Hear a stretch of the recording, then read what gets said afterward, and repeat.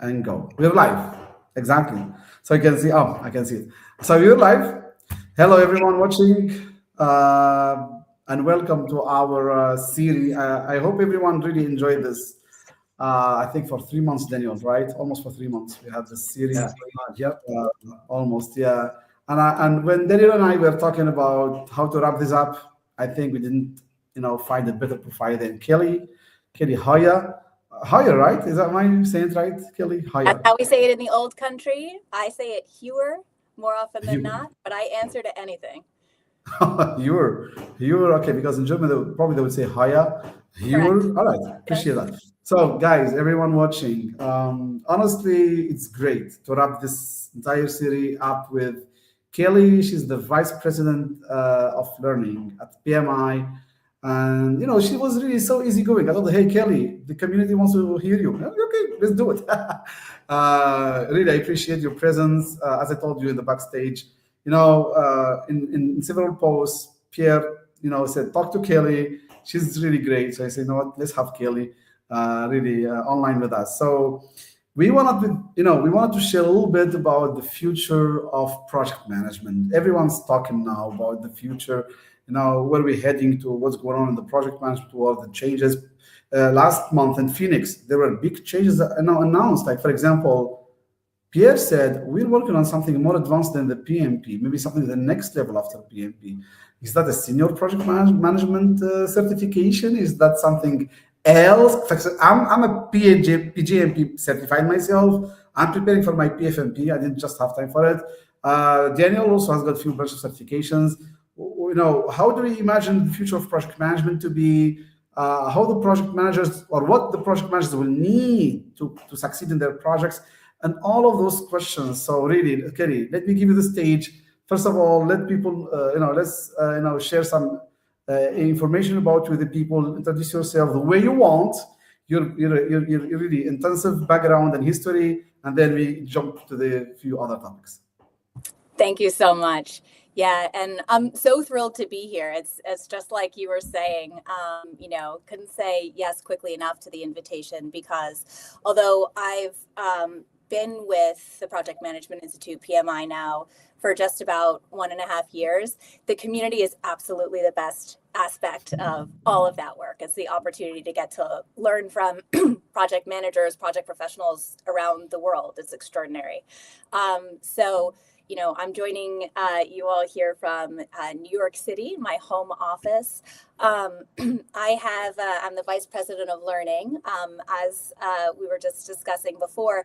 And what that means is that at the Project Management Institute, I have the privilege of leading a globally distributed team who focuses on PMI's standards and publications, our courses, our digital guides, our live learning experiences and workshops, right? If it has to do with learning, development, upskilling, or reference, within the project professions, that's what my team is focused on. I have had the extraordinary privilege of getting to be present for some really monumental releases recently, such as the 8th edition of the PMBOK guide, which we're still celebrating. And I spend a lot of time, together with our leadership team here at PMI, thinking about where the project professions are going and what success looks like for projects, and then for the people who drive those projects. And learning is more important now than ever, I think, especially for project-driven work. So that's what I wake up and think about every morning, and go to sleep thinking about as well. So I'm thrilled to dig into that with some of you, some of that today. Wow. So when I visit PMI's website, I see all of those standards and guides: PMO, project program management, PMBOK, of course, Agile, PBA, earned value. Even for earned value, there is a standard, if I'm not mistaken, and different other topics and areas. Which, honestly, Kelly, I've been. I know PMI for almost 20 years, almost. Okay, it hasn't been this rich, really. I don't remember it being this rich. What happened, like in the past, maybe 4 to 5 years, maybe 3 years? I don't know. But really, something has changed. Was it like due to change in leadership? Is it like, no, that's what the market needs? Is it like, no, we have a vision, and now we're transforming that vision into action plans. What is it? Why has it suddenly become so rich in the past 4 to 5 years? Really? I love this question. And is it cheating if my answer is all of the above? I think it's a combination of factors. Thank you for noticing, the kind of intensity of work and output. To me, it really feels like, on the one hand, the Project Management Institute and it's an organization with an incredible legacy and history, right? Which I could not be prouder to get to step into and be a part of, right? We are not bootstrapping ourselves out of nothing. We are standing on the shoulders of, folks who came together in 1969 to start thinking about learning and sharing and the actual power of what I would call peer learning, right? But reaching out, finding another person who's doing similar work, sharing pain points, sharing best practices, and then saying, gosh, we should write this down. Other people would benefit from this too, right? And that's the ball that got everything rolling. And so I think the history of the Project Management Institute is one of community, and it's also one of knowledge sharing and of continuous learning. And it has grown a lot. It does feel like there's been this explosion of growth recently, right? And I think to me, that's the organization and the community that's behind the organization stepping up into the moment, right? There are, if you look at sort of economic history of the patterns of how work is accomplished and how value is created in different economies, project-driven work is exploding itself. And to me, more than anything, it's PMI recognizing that need and stepping up to try to drive change and support, the fact that more than 1/3 of the global economy, based on our recent estimates, is project-based work, right? And that part of the global economy is growing faster than the rest of the global economy. 1/3. Yes. Wow, we're talking about trillions of dollars. Exactly, right? And so whether your job is full-time, I lead and manage projects, I am a project program portfolio manager, I am a product manager, leading a number of product development projects, or whether your work, that's not your job title, right? You still need to lead, run, manage, oversee, mentor, sponsor, participate in lots of projects. And so there's a need for things like this diversity of standards for learning and upskilling materials more than anything, I think. And then, of course, we have leadership and we have investment in particular areas like learning that drives this. But what's pulling that, I think, is a genuine need that we're trying to meet. Wow. I'm surprised. Honestly, no, Daniel, you need to mute yourself, really, Daniel. I knew it was a lot, right? I read all the articles and everything, and wow, that just blew me off my chair. Because I see that in my own work. I know Ahmed sees it the same, but just to hear that number based on research that you guys have done, and I'm sure others, Gartner and a few others, that's an amazing number. Again, just one of the reasons why I'm so passionate, I know Ahmed's so passionate about this, is because there are some project managers. We're going to need millions of more project managers. There's so much project work coming out. And, at the end of the day, we need standards, frameworks. We need these things in order, and an organization to kind of keep an eye on this and manage it for us, working with the community, bringing that stuff in, making sure we're continually iterating to make sure that at the end of the day, we have the best practices and everything that we need to truly, especially with that amazing number you just put out coming up. So one of the questions I had, and I get this from my mentoring students a lot, because and actually some of my coaching people that run ATPs and some coaching things, I see, like Ahmed said, it's exploded. Every time I look at the website, I feel like there's 50 new videos, there's 25 new courses, like every day something new, which is awesome, right? And certainly much needed. What are some of the other things that you guys are working on? What other kind of, how much more, how do I put this the right way? I guess really what are your plans in the next 2 or 3 years to really expand that? Keeping in mind that we do have ATPs and others that provide a lot of that similar training. How do you kind of make sure that, you're maintaining those relationships, but kind of don't cross that line where you're, I don't want to say putting them out of business, but enhancing their value as well, so that simultaneously we're getting it all over the place. ATPs, PMI themselves, all the trainers. Yes, I love the way you're framing that. And I also, if I can just pick up something you said towards the beginning there, Daniel, and then let's dig in on your question. Another way of stating kind of the need we were talking about before is what we tend to call a PMI, the talent gap, right? Which is part and parcel of that explosive growth and project-driven work, right? Is this need for new project professionals, and for project professionals who can deliver more, deliver differently, deliver using AI, right, to support the very critical, the success of the projects that they lead, right? So that's a big part actually of how I, on my team, when I think about learning needs we have for the community, I think a lot about the talent gap, right? In addition to that, that's the flip side of that overall growth. I also appreciate, you're talking about a really critical part of how we think about learning and development, which is in partnership with our authorized training, program providers. So it's again, one of the things that I think that I really value about the work that we do and the work that I get to do is I get to talk to a bunch of other people who are also passionate about education, and they've dedicated their career to it, whether it's, local PMP prep, or it's, on a large scale broadcasting digitally like we're doing here to facilitate education. So, as much as we at PMI are investing in thinking and, what can we produce in 57,000 new courses, right? It's just as important to us, arguably more important, that we are thinking about the broader network and we're thinking about the community, right? That includes some of our training partners. And I would also say the flip side, right? We're just talking about all the standards and guides and publications and so on.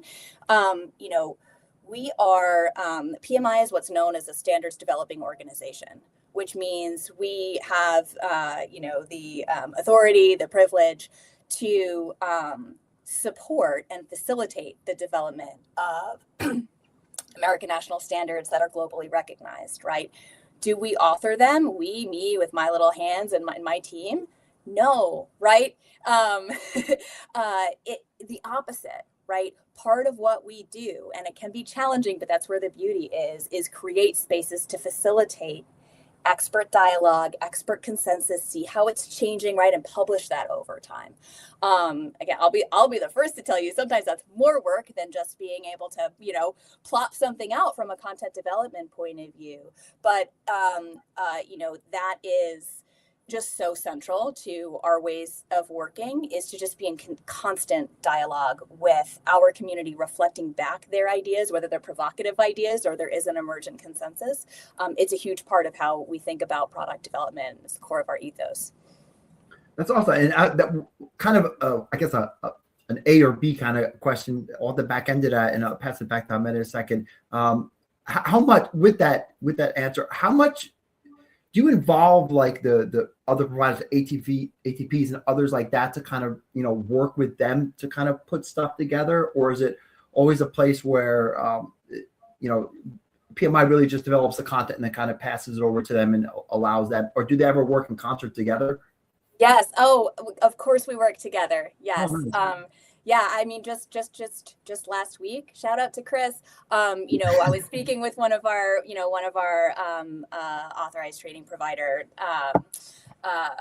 partners who touches a lot, who teaches in a lot of different subject areas, and that's a critical partnership, right? That is boots on the ground, meeting with students, hearing their feedback, getting their input, and again, it's other expert educators, right? So we're talking about the craft of teaching and learning, or of reference materials, right?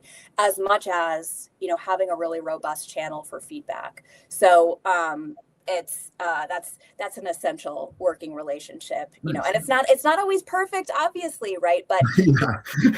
but it's incredibly enriching. It's critical to our success. We're critical to their success, and especially as we have this kind of like efflorescence of materials and expanding scope of needs that they're trying to deliver too, right? We need to be in constant dialogue, especially as we're bringing new things out and refining them as we go. Yeah, just the entire ecosystem is amazing, how it's just constantly fed and iterated over and over again. I think that's what makes PMI so special. It is. It is. Kelly, I have been for the past 2 decades. I have been in touch with probably hundreds to thousands of companies, but in different regions, different countries, different geographies. Let me tell you this: despite the huge effort PMI is making, and even other project management organizations, but now I'm focusing on PMI. Despite the effort, people are making on, whether on LinkedIn, whether on other platforms, trying to spread project management knowledge. Mm. Sometimes it surprises me that a big or a decent percentage of companies don't know project management, don't value project management, don't think project management is important or necessary. If they have an initiative or an endeavor, as we used to call it before, or a change which should be in a form of a project, they actually don't bother to give it the shape of a project. They say no, let's do it immediately, let's run with it. They just put a small plan and they execute without proper project management, project manager assignment, project management staff, etc. Are you aware of this at PMI? Are you aware, or do you have numbers?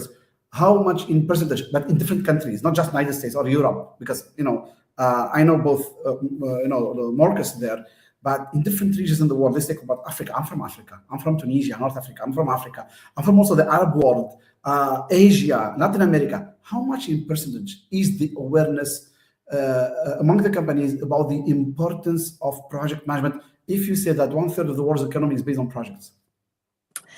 Yes, this is a very important question. And I think the observation behind the question, which is that it seems like project management is perhaps undervalued or underconsidered pretty widely, like that rings true to us. In fact, I believe we just published, I would need to flip over to my another tab in my browser here to validate this, but this question is so important to us. We've done a bunch of recent research that, if memory serves me correctly, may have been published yesterday, looking at executive perception of project success, project value, project outcomes, and the importance of the skill set behind it. Executive perception matters, so does the subset of what we call project sponsors, right? So these are leaders within an organization who may have been tasked with some time-bound initiative, endeavor, et cetera. They need to deliver value. How much are they investing in upfront restructuring using a project management skill set? How much have they, or are they able to invest in the talents of their team to steward projects successfully, right? And part of what we're researching are what are the things that move the needle the most in terms of driving actual project outcomes. Because, when I think about what motivates a lot of our efforts at PMI and the dialogue we're trying to push and the resources we're trying to develop, it's exactly this question of visibility and investment in project management as a skill set. There are, and part of what I think we've been able to do so far and will continue to do is to reflect back the story of the value of project management to an executive or to an organizational leadership audience in a way that speaks their language. So it's not us talking about how much we love project management and all its nerdy, nitty-gritty details, because of course we do. It's us talking about, if you want your initiatives to succeed, are you aware that X percentage of projects tend to fail, and more of them fail when you don't invest in these three factors, and you get more successful outcomes, right? You deliver value that's worth the effort and expense invested when this particular subset of organizational factors is present, whether that's alignment with social outcomes, or social value rather than just financial value, or investment in measurement systems. It's another big finding in the research I'm talking about, right? Where you can see a tremendous impact on project outcomes. So it's a huge area of effort for us. I'm specifically not giving you numbers because the new research just came out and I want to reflect what's most up to date here, but it's such a big area of focus for us. And it's not just, how do we measure perception or value among organizational leadership? And we're like, well, only 30% of them said it was cool on this last survey. It's actually very specifically getting detailed insights for the purpose of feeding them back and using it to drive a case about, look, this is why this matters in language and concepts and outcomes you already care about. You don't have to be passionate about this like we are. You should just want this for good business reasons, right? And we'll show you exactly how it delivers more value. So if I try to make some numbers up from my head, okay, just making this up, okay. Now, if we take like what you said, 1/3 of the world's economy is project based. Now let's assume in the world there is 1 billion working force. It's a little over 1 billion. Let's say a billion. Let's assume there are 350 million to 500 million people working, in activities that are project related. Okay, and now going back to PMI, looking at the numbers, from PMI, 1.7 million people, PMI certified, like whatever PMI certification certified. Like I think PMP alone is like 1.5 million, 1.55 maybe. Okay, over 1.5 million, definitely. Yeah. Yes. Plus the RMP, plus the ACP, the PMO now, the new one is like in so much in demand, etc. Still, let's say out of 20 people who know PMI and are interested in PMI certifications, out of 20 people, only one person gets certified. So 1.7 million times 20, that's like what? We're probably talking about less than 40 million people. So, from 350 million to 500 million people in the workforce who are working in project-related activities, only a small fraction of that really either know PMI or know project management. Was there ever at PMI, or will there ever be at PMI, an entire calendar year called Project Management Awareness Year?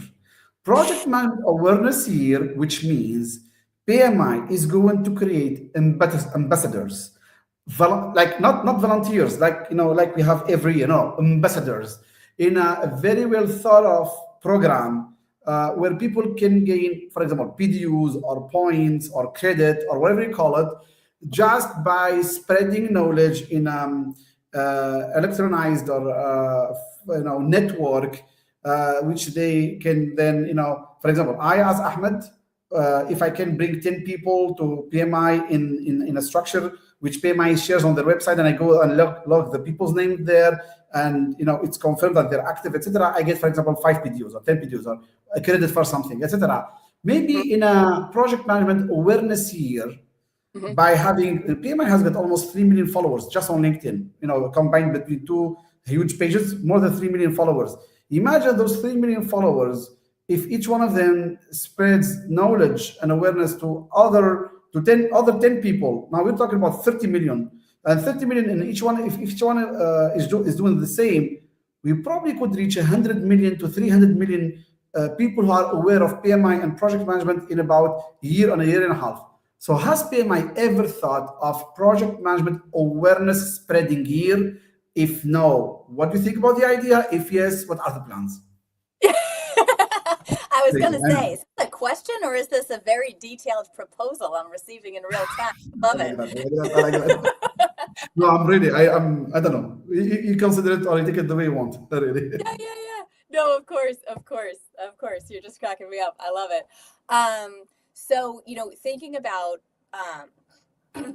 visibility is super important to us, and it sounds like I should connect you with our community and our marketing teams to share this specific idea. We absolutely have, I'm aware of just in recent history at PMI in some particular areas. For construction is one that springs to mind, where I believe we've experimented with doing something similar, right? An explicit kind of ambassador program. It all ties back to the power of community, right? The power of PMI is not the 700 odd individuals who work here. It's the container and the space and the empowerment we provide, right, or strive to every day for a global community. And so thinking about how we can leverage, a flywheel of different interconnected elements. I love the idea of project management awareness year. That is a big commitment. So I love to hear it. It's absolutely something that I know for sure we've already looked at components, yeah. You see, I come from, sorry, Daniel, for this, just see, in I think probably 20 years back, I come from a country that is a very small country called Tunisia. It's right, below Italy, right next to Italy and Malta. And 20 years ago, probably the ex-president of my country, once at a United Nations conference suggested, we as Tunisia, we would like to suggest an international day of sport. And I told myself, I was young at the time, I was probably 22, 21. I said, how can you suggest that? We're just Tunisia, we're not China or United States or France. Surprisingly, that suggestion was accepted. Yeah, now there is an international sport day worldwide. I don't know which day exactly, but it is.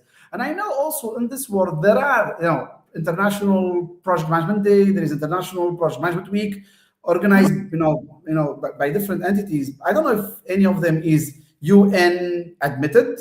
I don't know really if there is the United Nations Project Management Day, because anyway, a lot of the work United Nations they do, is based on projects.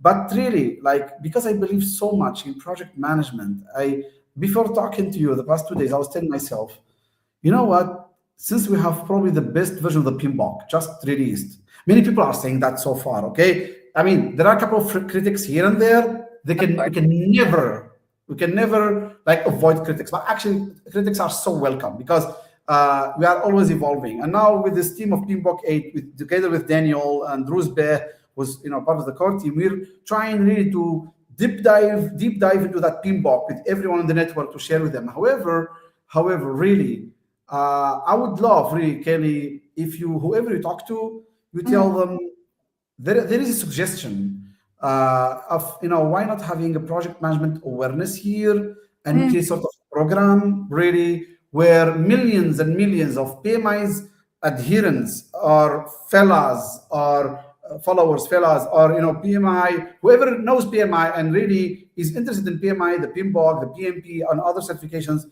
Why don't we create some sort of program that it can, our target is to reach between 100 million to 300 million people aware inside companies about project management. If we do that, it's not about because we want PMI to sell more courses or certifications or people. It's because we want projects to succeed, really. Exactly. Because according to my studies, when I was, for example, in Europe, I think around, it's much better. But before, when I did the study, 30% of the companies only know PMI and project management or care about project management. United States is not that far as well, it was 35%. But in the rest of the world, that at least, until 5 years back, we're talking about 5 to 15% at best. Okay, of companies or decision makers at companies who value project management, know project management, care about project management, even have a project management office or project manager role in a contract.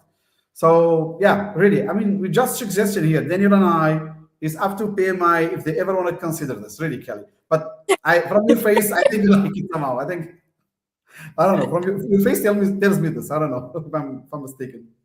I love to hear it. Yeah. Oh, great so idea, please, you already know that, man.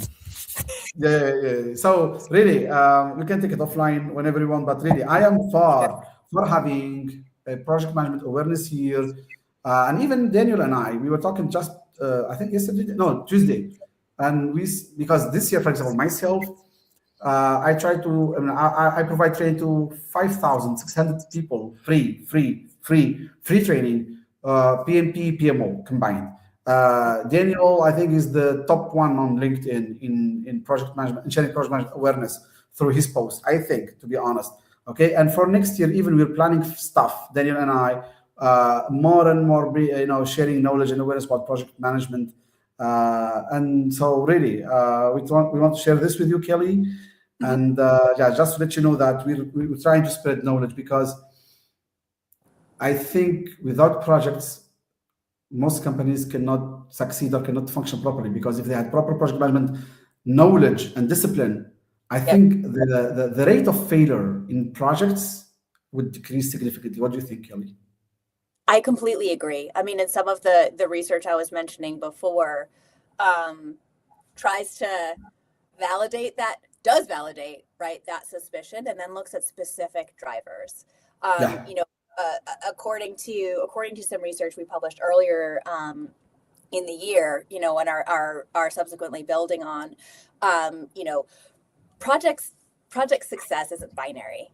project doesn't succeed or fail, right? It's, of course, it's a spectrum, right? And so, the way that we conducted our research reflects this in looking at, our measurement of success is, did the project deliver value that exceeded the effort and expense that was invested in it, right? So, our definition of success is not, was it on time? Was it under budget? Was it within scope? It's really try to use the language of business or of value to understand what many project stakeholders and project managers actually, right, intuitively understand to be like, did this project succeed or did this project fail? And using that definition, there are a couple of major buckets that success or failure falls into. We actually find that it's a fairly, at least in the subset of projects that we were studying, a minority of them were outright failures. Much more of that spectrum fell into this, well, it succeeded in some ways and it fell short of expectations in other ways bucket, right? And looking at, was on that spectrum of success towards failure. And, I was calling out a couple of the key findings that I've been thinking a lot about and my team has been thinking a lot about from a learning and best practices support point of view. So, just to reiterate them super briefly, one of the biggest drivers was a measurement system being put in place to track whether value being delivered over time or even other mechanics of how the project was administered. That commitment to setting that measurement system up front and following it through was to significantly move the needle in terms of project outcomes, according to the methodology we were using in the survey. If the project had counted among its outcomes, not as the primary goal, but just among some of the things that were a result of the project, some dimension of social good or social benefit or social impact. And we measured that in terms of actually the UN SDG categories, of different ways we could define, a positive social impact. That was also a major predictive factor for the success or failure of the project, right? You can kind of make some inferences on that about, how that type of value can compensate for missing the mark on other ones where you get to this net evaluation of a benefit. When projects lacked any type of social, tangible social benefit that they delivered, the success rate was far below the global average for projects overall. So to me, that's also really meaningful. And a third area, if anything, one that I think I've spent the most time thinking about and speaking about, and that has had the most direct impact on our strategy and philosophy around upskilling and development and so on, has to do with some of the behavioral and attitudinal factors, strategic mindset that project managers bring to driving a project. So we have an acronym that we've used to kind of organize this so far at PMI, MORE, right? Looking at kind of these four major aspects of how project professionals can show up in their work. M stands for managing perceptions, and the project professional was fairly effective in managing stakeholder point of view on things. O is owning project success beyond project management success, which essentially reflects what I was saying before, right? Do I pat myself on the back? I did a great job if it was on time, even if everything was a mess? No, most project professionals don't do that anyway, right? But especially when that's explicitly part of the self-evaluation somebody gave themselves for driving a project, that's correlated with better project outcomes and more value delivered. R reflects a commitment to relentlessly reassess project parameters, right? Being flexible in the face of changing context is usually pretty critical for not losing the forest for the trees. And the last one is expanded perspective, which really has to do with thinking about the holistic impact of a project on your community, your organization, stakeholders that are not necessarily part of the core project, which ties pretty directly back, I think, to the notion about overall social impact or benefit as a driver of successful project outcomes. So sorry, it's a mouthful, but those are some of the major things we've been focused on the basis of our research when we think specifically about where do we actually have the biggest impact when we invest in certain types of systems, certain types of framing, or certain types of skills, attitudes, and behavioral orientations, which is really that last bucket to drive successful project outcomes. And the last bucket is one that's well addressed by learning and coaching and peer connection and storytelling. So that's a big area of focus for us because it's often the most within the scope of control of any given project professional for whatever project you've been handing. You always have at least some modicum of control over how you show up to that project, right? Even if you don't have a broader control over certain other dimensions of the environment you're working in. Right. For that more, it was announced during Phoenix gathering, the global summit. Is there going to be anything published? Like, I won't say guide, maybe small guide, maybe. And what's the relationship between MORE and the PMI talent triangle? Oh, these are such good questions. And, I've been trying to join the chat and it's telling me to connect to my YouTube identity, which I don't have. So otherwise I would drop in the chat a bunch of these links. So let's figure it out. The answer is yes. We already have, and there's so much more to come. So let me take this in order. Secondarily, question one, have we put stuff out on this? Like, this sounds like an important area to invest in. Yes, absolutely. So, we are continuously conducting research and then publishing research in this area, right? So there's a big study that was published towards the beginning of this year that introduced some of the findings I was just talking through, as well as this mnemonic framing of some of these skill areas, and additional research coming out just this month that builds on that and looks very specifically at a whole different set of specific behaviors. It's really a deep dive into that kind of what's within our behavioral scope of control to get even more fine-grained about how those things drive particular outcomes for projects. What we have also published, so that's research, right? Where we're continuously building our understanding of what's important here and then reflecting back and sharing that with individuals within the community, with the organizations we partner with. We just put out at Phoenix, we announced the release of a course. Actually, it's free to PMI members. It's free to anybody in the world. It's called the MORE Essentials, right? It's really giving you Foundations 101, digging in on some of the research I talked about and kind of some skill building around some of those areas. We have a collection of curated learning experiences in 12 key skill areas that ladder up to the MORE framework. And I would love to share them with the audience. Maybe I'll need to create a YouTube account on the fly. So if you want, you can like share it with me, and I can just share with the audience. Wow, we would really love to hear more from you about MORE and also its relationship with PMI Talent Triangle or its impact on any guides or standards or even the certifications. Yeah, 100%. So, there's a very direct correlation, I think. The PMI Talent Triangle, for those who aren't as familiar with it as we are, is essentially an organizing framework for talking about the knowledge and skills and attitudes that are most important to success in project management or leading and driving project-driven work. It's called a triangle because there are three main buckets to the taxonomy. One, we call ways of working, and this essentially talks about a lot of your technical bread and butter skills. 3-point estimating, right? Understanding the different focus areas of, standing up a project all the way to closing things out. Looking at float, looking at drag. Looking at a lot of different aspects of technical core project management, applying agile methodologies. That's one bucket. Technical skills, when I think about what's showing up for us in the research and in the MORE framework, when we look at things like measurement systems that square on the money of the core foundational aspects of doing a good job managing a project are critical to success. All this stuff about let's think differently about value, or we think beyond the end of the project. It's not just about project management success.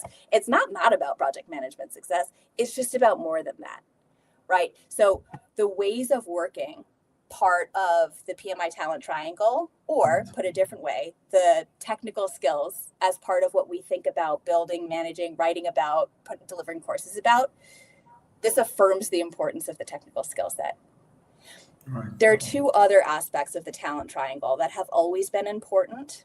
And I think we see in a new light on the basis of this research as well. So let's talk about the next side. This is what we call power skills or human skills.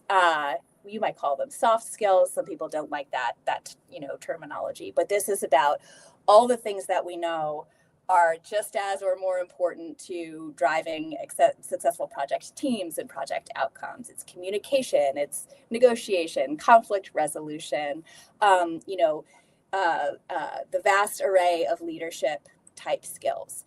When I think about managing stakeholder perceptions as something that's coming up in our research as critically important, and also kind of the systems thinking dimension of thinking about the impact of your project work on other people, that amplifies to me some of those areas of skill development that are important for us in the power skills area. Let me talk about the last part of the triangle, and then I can explain in more detail how this is showing up in our learning and development strategy. The last part of the triangle is what we call business acumen. And actually, based on our own research on business acumen, this is an area that has historically been undervalued, not just by project professionals, but also by organizations, right? Correct. Have not historically seen this as something that's super important for them to invest in for their project professionals. So these are things like financial acumen and understanding of industry and business context and ability to think about cause and effect, critical thinking systems, thinking interdependent systems that you have within an organization or a complex environment.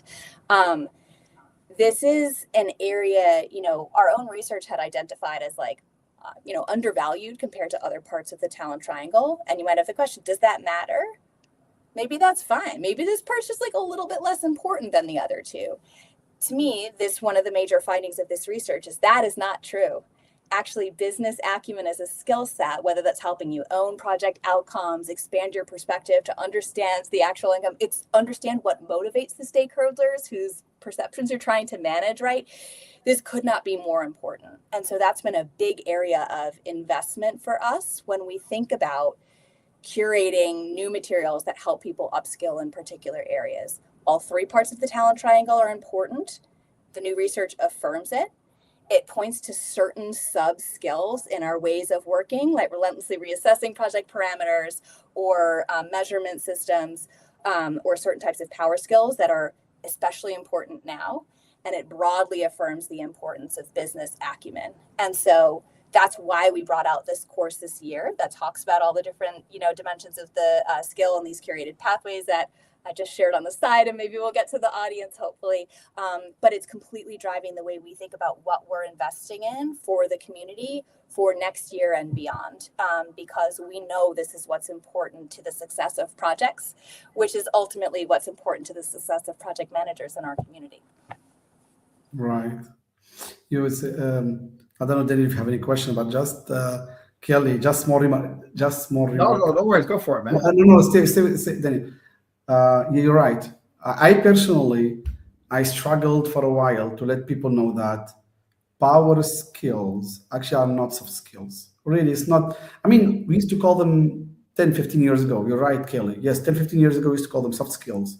I'm glad PMI calls them power skills. I even call them people skills because now I see posts on LinkedIn where people are saying that project management is 90%, people and 10% process. Okay, I'm not okay. I don't agree with that much for reasons. I shared many times my view on that because it's not just people. It's I would say 50-50.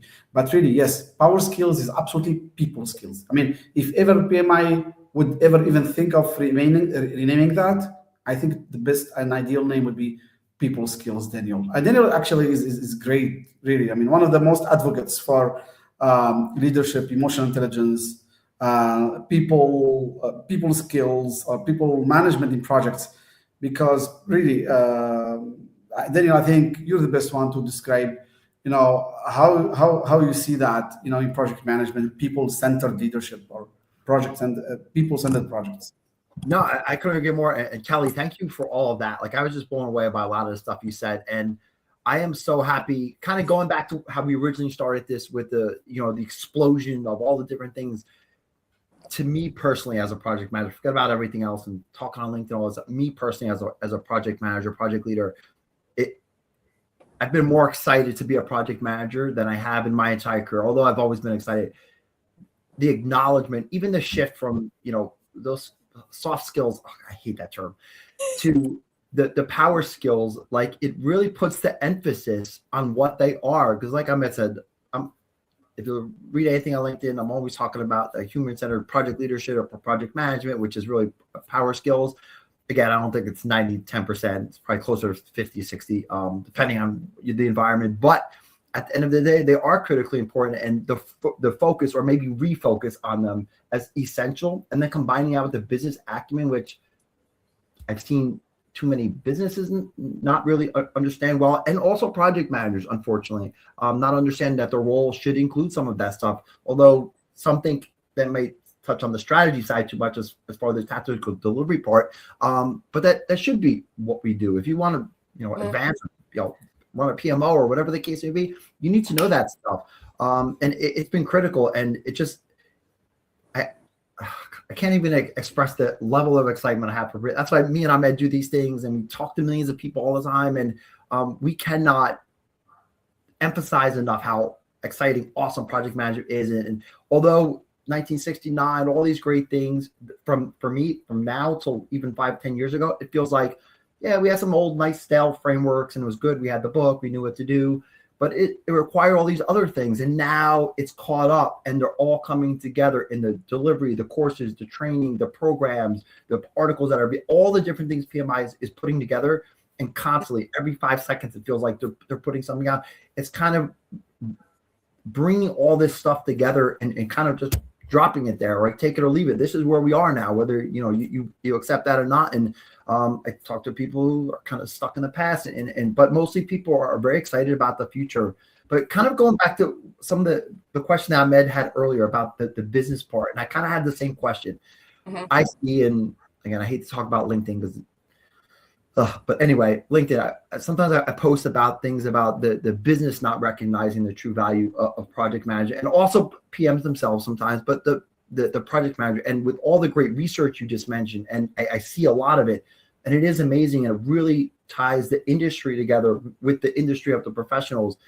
Mm-hmm. Have you ever considered or thought, or not only the training or the learning development of the PM themselves or the PMO, but the business, like making either a certification for the business, like, hey, this is what project management should or could be, because we have numbers from 20 to 70% project failure, depending on what you looked at, but you summed it up perfectly. I couldn't agree more with what you said. Yeah. But again, you see all this data and all these crazy stats and numbers, especially on social media. And at the end of the day, there's no other industry in the world that would accept those numbers. If I had a manufacturing line and I had 5% failures, that product would be off the line in 2 seconds. So although the project manager could control a lot of that, there still is the business, the culture, the environment, the sponsor, the owner, the CEO, the executive C-suite. Is there any consideration, or have you guys thought, I'm sure this was thought of at some point, to maybe either develop something with the businesses so that the project managers could be more successful, of course, doing what you just said? Oh, 1,000,000%. And that is, it ties back to what I was saying before. I think about, really our effort to conduct and reflect back some of this research in a way that speaks the language of the business, the way that speaks the language of the C-suite, right?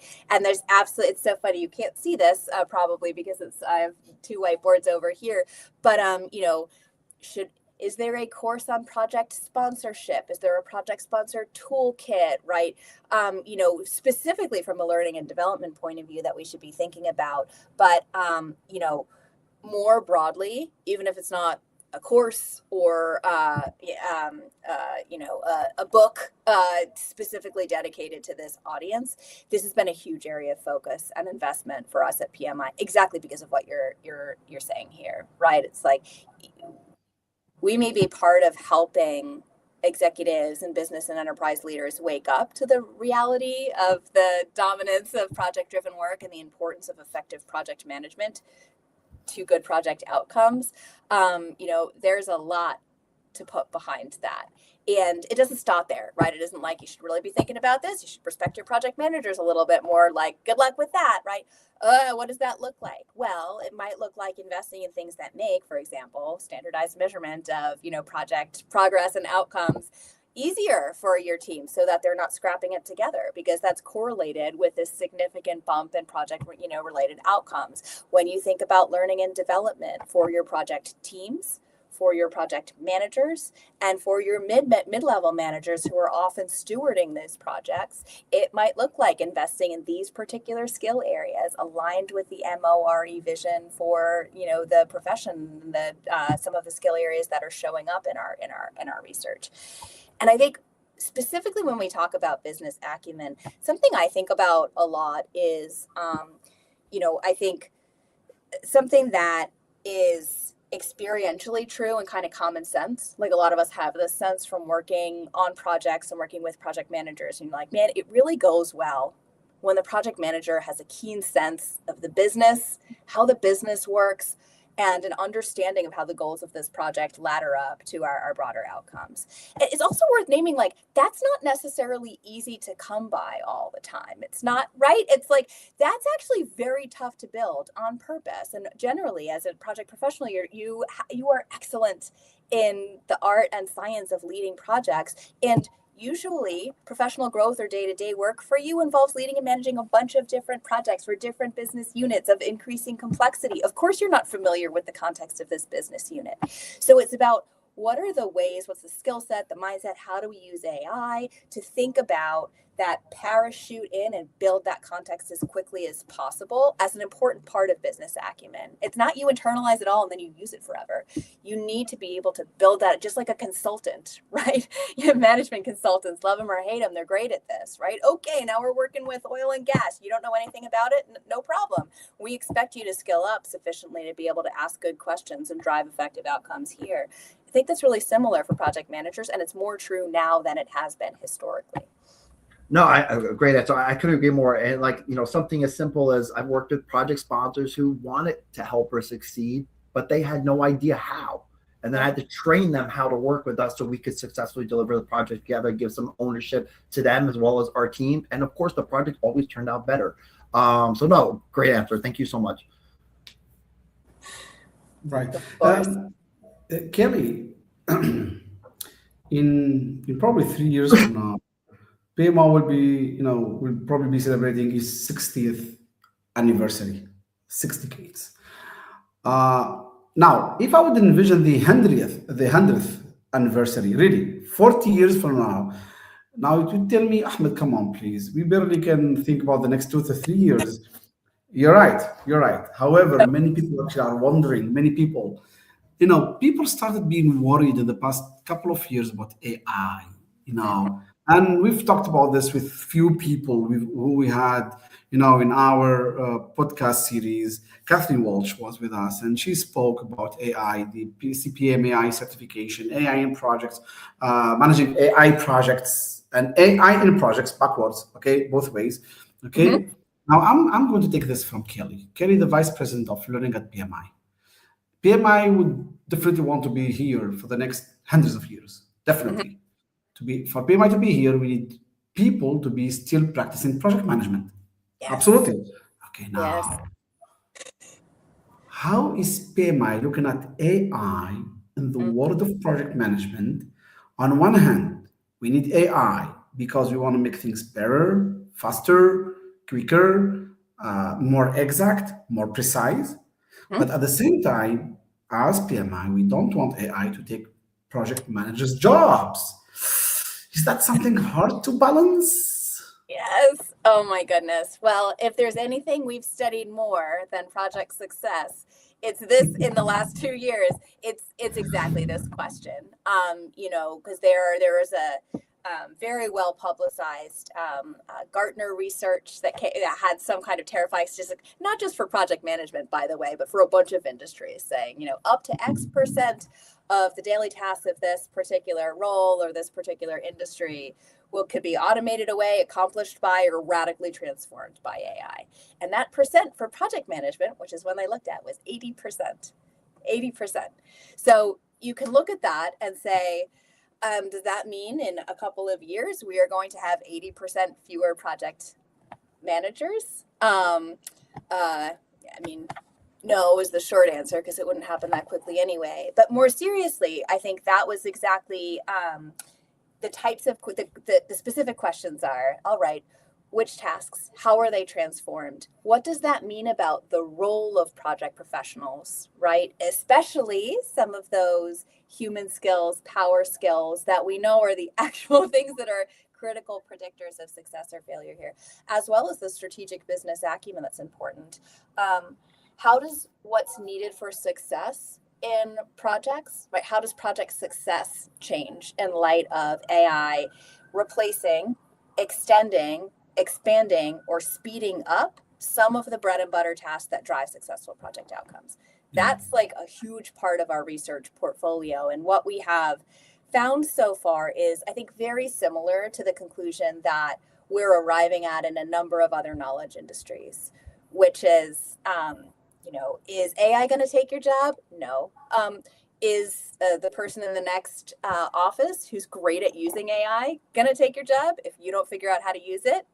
Probably, right? And so that's really been our quest is, all right, how do we figure out, exactly like you're saying, Ahmed, both sides of, how can we help empower and work with the entire community, because we're all figuring this out together, right? How can we work with the community to figure out the specific ways, the specific workflows, the specific tools, the specific knowledge areas that can help speed up or improve or enhance or shift some aspects of project work? We have a whole suite actually of courses that are specifically designed to help, from introduction to generative AI, to specific AI workflows, to data cleaning and the data landscape behind using AI for project management, to industry specific deep dives. This has been a huge area of research for us. Our answer is not that there will be no project management, no projects management work, or no PMI in 50 years' time, but it is that the nature and the work of how project managers work will change significantly over that period of time, right? And we want to be a big part of helping amplify that. We want project managers and portfolio and program managers to be leaders in their organizations and exemplars and good partners to executive leadership, right, as part of organizational strategy for how the rest of the workforce can think about evolving their work. Part two is the one you were mentioning before, Ahmed, as well, which is, if we think about what proportion of projects have to do with fill in the blank, what proportion of global projects have to do with product development, what proportion of global projects are focused on infrastructure building, what proportion of global projects are focused on digital transformation in the last 15 years? Big Right. proportion, right? Of that proportion, which is growing, how much of that is AI-driven transformation? Right. Significantly growing, right? So actually, not just the way you do your work, but the kinds of projects you may be working on next specifically have to do with driving AI. And we know that's a big global need that our community can help foster, right? To do that, what knowledge and skills and fluency in the technology are important for them to be able to help lead that outside of the transformation of their own work. Wow. So I believe that PMI is aware of the fears some people have expressed over AI. You have very well presented it right now. Probably for now, it is not AI that will take over your role as project manager or in whatever industry, whatever job role you have, but it's actually the person like in the next office who actually masters AI or has developed AI skills. Now, if one would ask PMI, what would be the skills people need to learn for the next 5 to 10 years? We probably would focus more on the next 5 years more than the next 10 years, but what would be the key skills, Kelly, for anyone to need to learn, for the next few years? There's a way of classifying skills that comes from a professor at Stanford, Kian Katafanouche. I don't think he originated it, but he's really popularized it, which breaks skills down into two big buckets. One we call durable skills, So these Yeah. are ones that tend to be transversal. They are valid in many, they're useful in many different contexts. And if we think about 5-year, 10-year, 50-year time horizon, we have reasonable confidence that these skills are still going to be important to success in whatever area we're talking about, right? So on the one hand, the way we think about investing in durable skills is different than the way we think about investing in this other bucket, which we call perishable skills. Now, these are skills that often are more tightly connected to current systems, current technology. It does not mean these skills are not important. AI fluency is a perfect example of critically important, probably somewhat perishable skills. A lot of what's in the courses I was just talking about that have been a huge area of focus for my team, we need to go back and refresh every 6 months because ChatGPT has completely changed the way that it behaved. And so a lot of the advice and recommendations, we source there, it can now do all these other things. So when we think about the most important skills, it's both and. It's some subset of durable skills. Some of those fall into the dimension of stakeholder management, perception management, business acumen, and systems thinking that we were talking about before. That's my top 5 in the durable skills area. Yeah. And then when we think about perishable skills, it really is all about AI in terms of what we've been investing in that we know is super important across different project fields, across different industries. Now, that's understanding some of the upsides and downsides of the technology, how to use it safely, the ethics of AI, and so on, as well as very specific technical aspects of how you might use it to accomplish your work. There are a lot of other perishable skills that are often important to success. I think about understanding certain current like geopolitical or procurement or industry context is another good example. It's not just technology. It's also stuff that, it may be super important for you on this project in your work to understand certain aspects of how the law works. And then the law changes. Whoop, okay. Now we're going to invest in learning something different, right? But both are important for success. Durable skills are not better. They take longer to build. They are harder to internalize, right? They are also much more transversal. And so to get back to your question, you were like, ask a specific question. We have some specific answers embedded there. But really, we think about balancing our investment in what we try to produce and encourage because each individual member of our community needs to think about investing in both of these areas for success now and for success into the future. But if you say, what's it going to look like in 5 or 10 years? Anything we have in this bucket is going to be gone, evolved, replaced. It's going to look totally new, right? Anything we have in the durable skills area, we think about investing in that with the expectation that that sustains its relevancy for much longer. Okay. Wow. I can tell you do this a lot. You have, very well thought out and very concise answers. And I guess the last question I have for you, with all this being said and all this great information, thank you so much again, Kelly, for your time today. I've learned a lot. I thought I knew everything from the website, but I've learned a lot more today than I did before I was on here.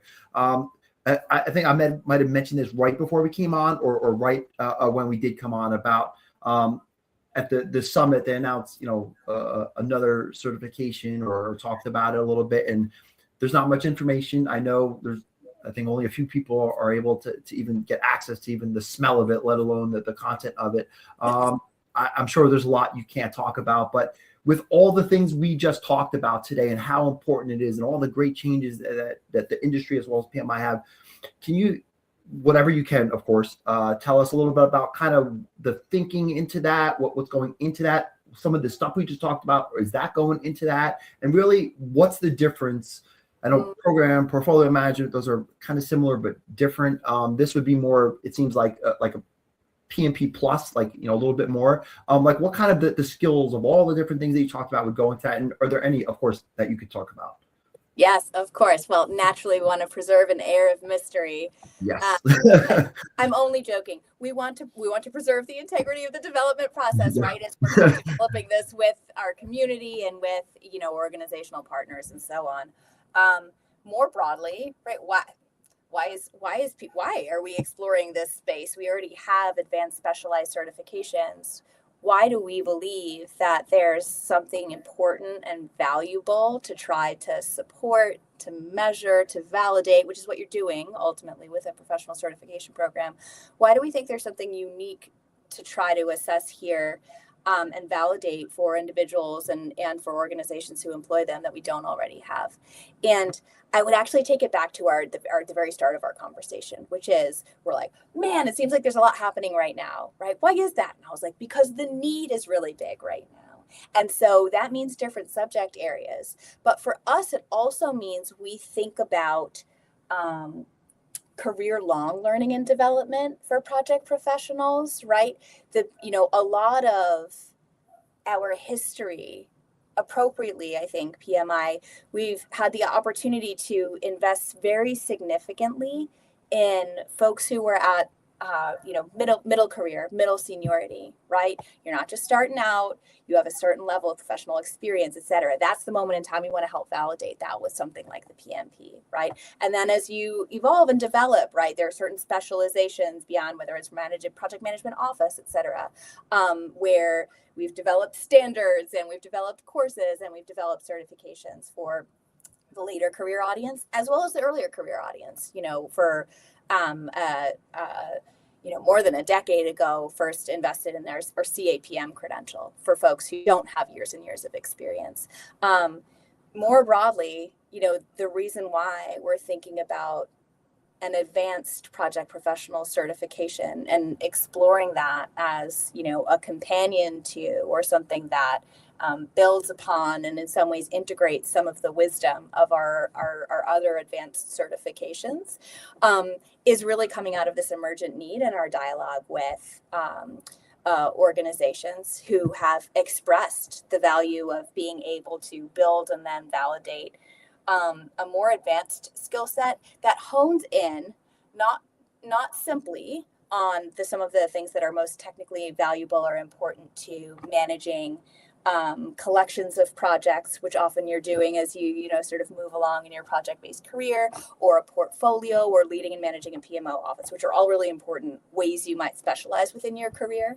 But in an era of mega projects and giga projects and increasingly complex projects, even if it doesn't seem like it should be that dang complex, right? Because of technological complexity, geopolitical complexity, interpersonal complexity, the work involved involves systems thinking, and advanced project skills, even on single projects, in a way that a lot of, that need was not as pressing, let's say, on a global scale 10 years ago. And it's really that set of questions and skills that we're aiming to address and thinking about this step forward with an additional advanced certification.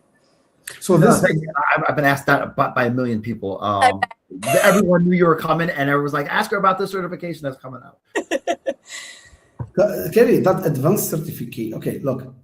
Now let's simplify things, to people. So, guys, when someone starts in the project management function, usually they would start either, as a junior project manager or a PMO, either PMO support or controlling PMO or any types of PMO. Usually that's how people start in project management generally, okay?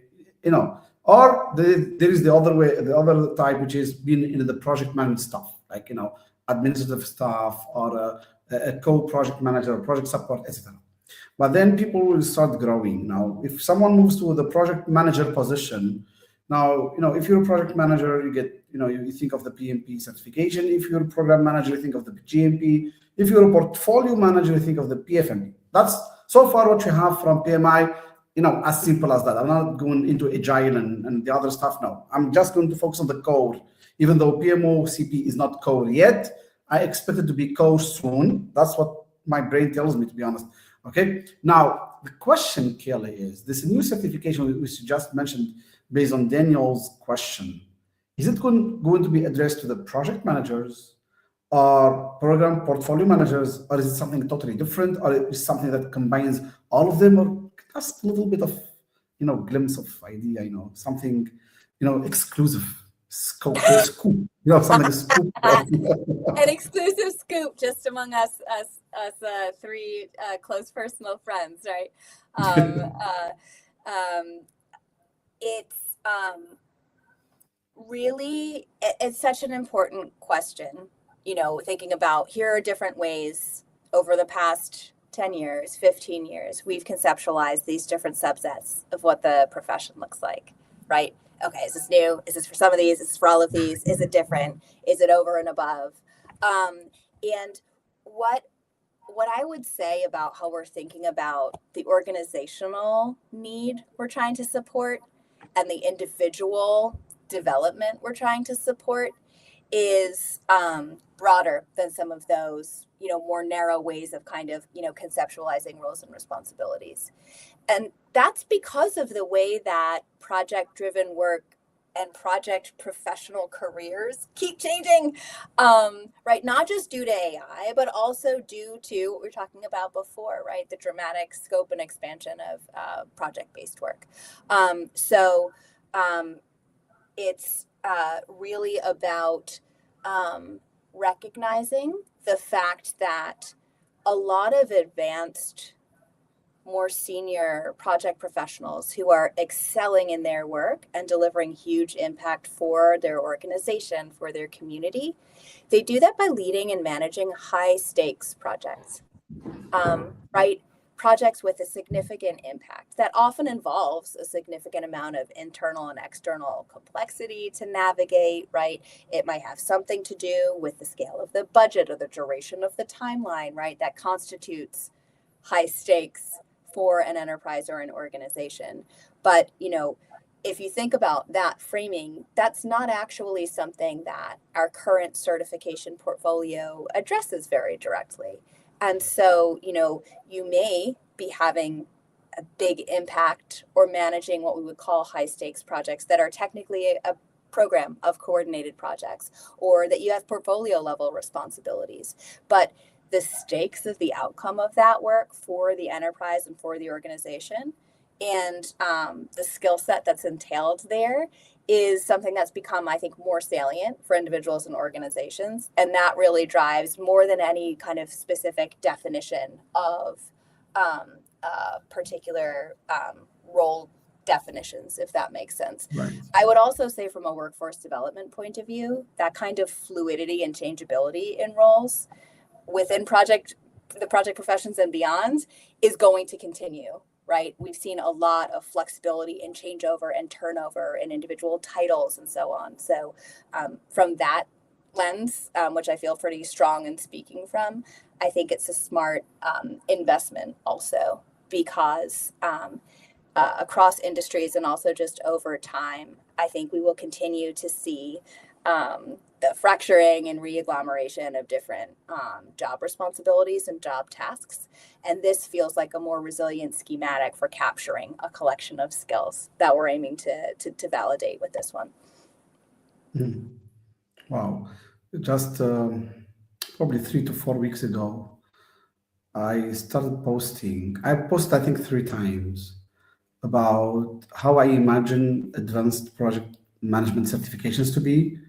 And I posted my view on 2 certifications that are like fictitious so far. Just, I call them from my top of my mind. I called one SPM, Senior Project Manager, and I called one the PMster, the Project Master. But both are so different. Like the Senior Project Manager, it goes probably the same direction you mentioned, like the Advanced Project Manager certification, whereas the Project Master certification, even though it doesn't exist in the world, is something, again, I just came up with, from the top of my head. It's something more hands-on, practical. It's not book-based. It's not playbook-based or a theory-based or a guide-based. It's more on a practical side. It's actually a tool, user-friendly tool. Something in the palm of your hand, which would be your companion, your project management companion, which you need to use for, like, let's say, at least for 6 to 12 months. On a daily basis while managing your project, something would help you really, be on top of your project so that you can be then qualified as a project master. Because one of the things I keep hearing from people is this: it's nice to have the PMBOK. It's, thousands of people besides the core team have contributed to that with their comments, and I really appreciate how PMI opened for the comment rounds twice.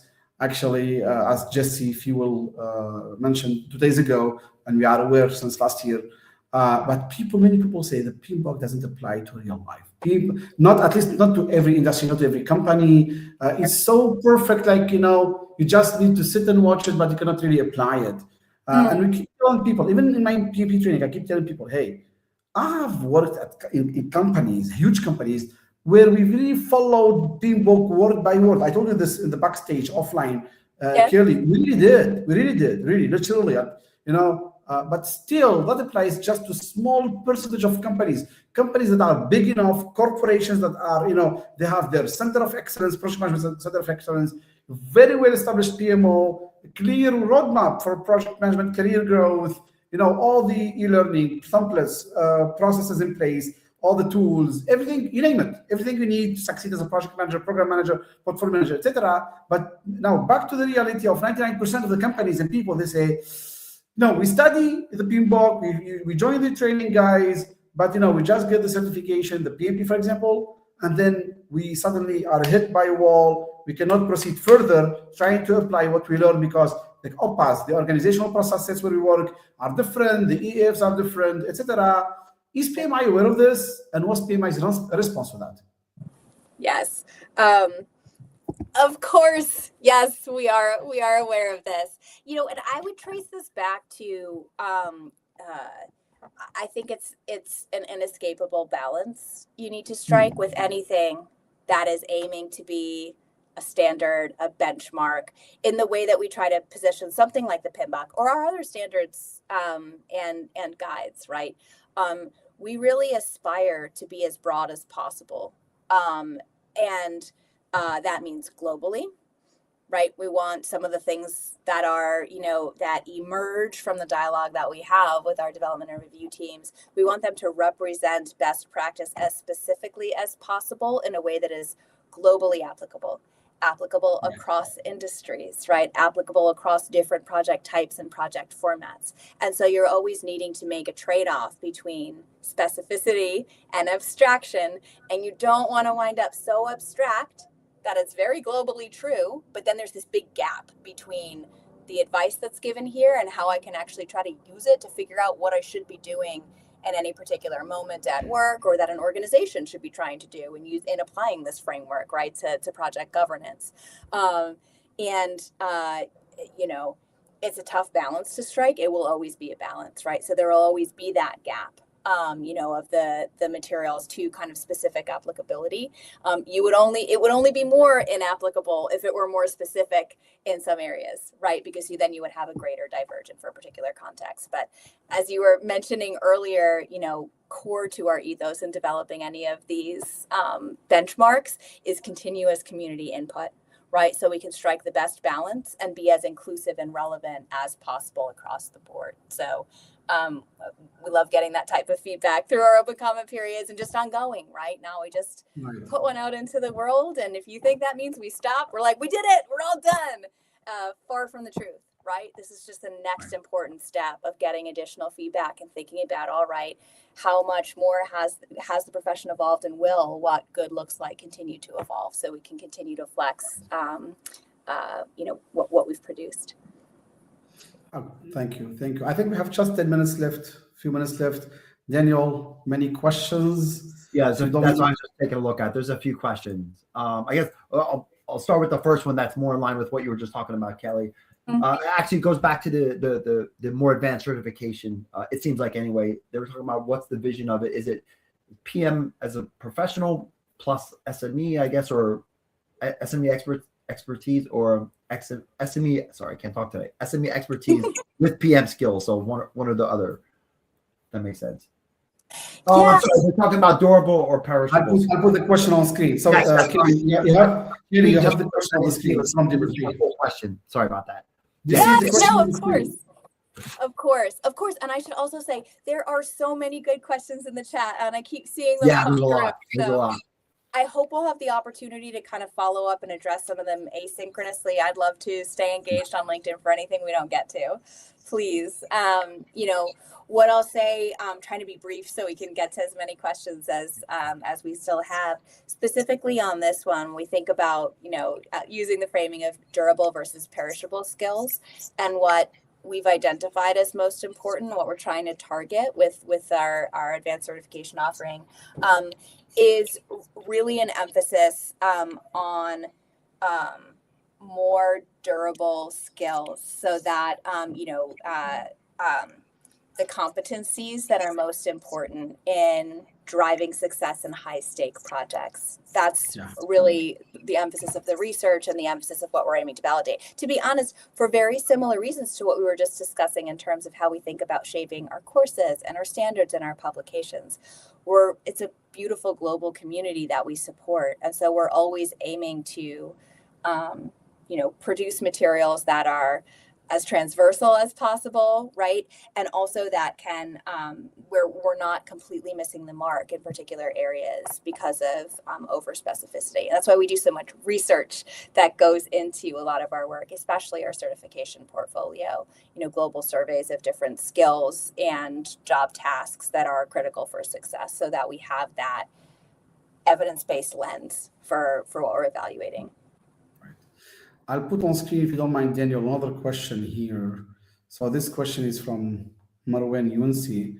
He says I put on screen as well, like with the expanded perspective element suggests looking beyond deliverables to social impact. So with your background in ethics, how do you see the role of the project manager evolving into that of a conscious of the project, ensuring we aren't just building things right, but building the right things? I absolutely love this question. It made me so happy when I saw it in the chat before, and I skipped past this when I was introducing myself before, but yes, I do have a background in ethics. I have a PhD in ethics, actually, and that's what I taught when I got my first job as an accidental project manager years back at Georgetown University. So that was my introduction actually to the field, it's, personal for me, it's one of the things that I find most resonant in some of the research I was citing before, specifically the power of, societal or community outcomes and being correlated with project success. And I love this framing. This is a venue for me to get lots of good suggestions. We have the year of awareness. Now we have this conscience of the project and beautiful framing around ensuring we aren't just building things right, but building the right things. And I think those are actually two really powerful different dimensions, right? So what the goals and outcomes, the specific value a project is meant to deliver is not always within the scope of control of a project manager for any given project. It often can be, and I love the positioning of this as a conscious of raising questions or saying, if we adjusted this aspect of how we approach this, I think we could have this other good outcome or avoid this negative outcome, and really think about that beyond the defined scope.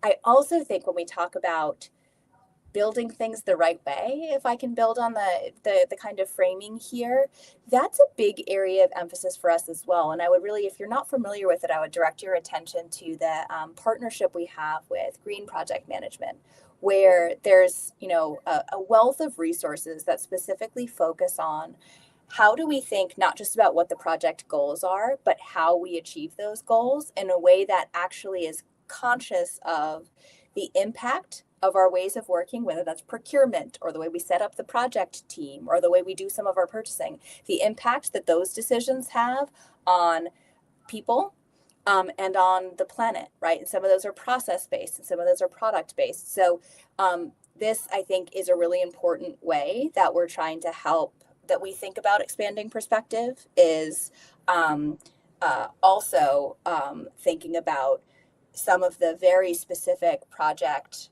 and process decisions that come up within the course of a project are themselves potential moments of conscience, right? To think about the impact, not just that the outcome has, but also those discrete choices can have on choosing a more sustainable, distributor rather than another is an obvious example, but there are so many more. And so those resources, again, Green Project Management with a partnership with PMI. When I can get in the comments, I'll post a link as well, but that's a great place to look for making that very tangible and specific. Yeah. Thank you. Daniel, any other comment you want to put on screen?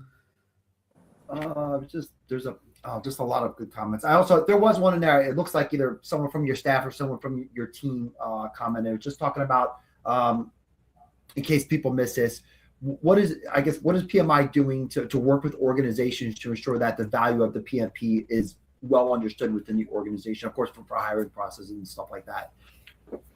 Yes, thank you, Carla. She's I figured she's back on your team or worked with you. She's a very important leader at PMI. I'm so grateful she's here, and she's even better positioned to answer that question than I am. So nice. So a quick question. I know 2 seconds. I know we have to jump off quick, but as far as the green certification, I've seen quite a few people that are either interested, talking about it, or just got it. Can you talk for a few seconds about some of that? I know that I was actually looking into that certification before the partnership. So obviously now you're putting the PMI wrapper around it, which makes it even better, more valuable. So for those, I've got a few questions about this. In the U.S., sustainability is a big thing, at least in the New York City area, the companies I work for anyway. So, and a few, even the bosses that I work with, were interested in getting the team certified, and as we're looking into this. So, again, not forever, but just in a few seconds, to kind of give a little blurb, tell people what that's about, and where to find it, that kind of stuff. Besides the website, obviously. Yes, of course, and I'll drop those links as well. So, as you were just saying, Daniel, when I talk about green, sustainable project management or regenerative project management, we're so lucky to get to partner with an organization that's dedicated so much thought and research to this area. Historically, that includes things like standards and frameworks. I was just quoting from one before, right? Where it offers project professionals a tool set for evaluating the impact of project outcomes, the product of the project, as well as the processes you use to achieve it. So this is freely available to anyone to download and look at. Within our, we have a proprietary LLM at PMI called PMI Infinity. There's actually a whole agent that can help you do an audit and an evaluation of particular projects using that framework, looking at project outcomes. There's a certification associated, as you were just mentioning, Daniel, as well as a course that leads up to that. And a big area of focus for the GPM team and for my team has been actually sustainable project reporting too. Not just how do we make choices with project management, but how do we make sure, speaking of stakeholder management and perception management, how do we make sure that we are leveraging what's been done already in terms of a lot of the infrastructure around tracking, for example, the UN SDGs, but also translating sustainable outcomes from projects into the language of business to be heard by executive stakeholders. As we know, this is such an important driver of, or correlated with, I should say, project success. So, so much more to learn, and I can share a link as well for folks who are interested and want to learn more about any of those subcomponents, the course or the. When I first started, all they had was PMP. No, like anything you could find under the sun. Yeah. Right. Okay. I think that's it. I think we can wrap this up. Thank you so much, Kelly, for being so flexible. Thank you, everyone watching. Really great questions. We tried to pick just, as many as we could.